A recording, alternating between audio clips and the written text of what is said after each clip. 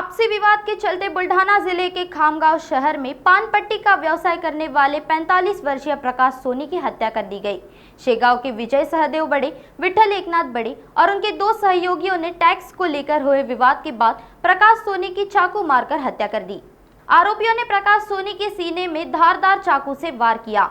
इस मामले में मृतक के बेटे गोपाल सोनी की शिकायत के आधार पर खामगांव शहर पुलिस स्टेशन में 4 लोगों के खिलाफ विभिन्न धाराओं के तहत मामला दर्ज किया गया है।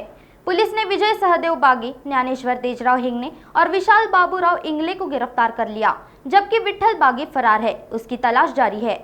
दिनांक 26 मे 2024 रोजी रात्री 9 वाजताच्या सुमारास बस स्टँड समोरील जय मा पान मंदिरच्या समोर प्रकाश गोपीनाथ सोनी यांचा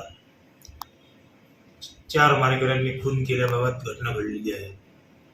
त्या घटनेसंबंधाने मृतक यांचा मुलगा गोपाल प्रकाश सोनी यांनी 2 आरोपी नामे विजय सहदेव बढे व विठ्ठल एकनाथ बढे राहणार शेगाव तसेच इतर 2 अज्ञात आरोपी यांनी धारदार पकडूने प्रकाश गोपीनाथ सोनी यांचा खून केल्याबाबतची पोलिसांना तक्रार दिलेली आहे।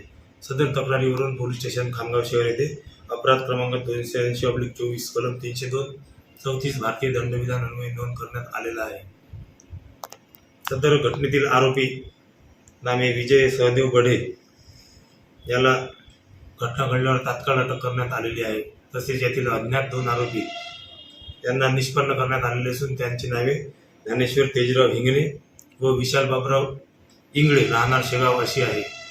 सदर घटनेसंबंधाने 2 आरोपी अटक असून 1 आरोपी हा ताब्यात आहे। या घटनेचा तपास पोलीस स्टेशनमधील सहाय्यक पोलीस निरीक्षक API गुंडाने साहेब हे करत आहे। नागपुर समय, गली से दिल्ली तक।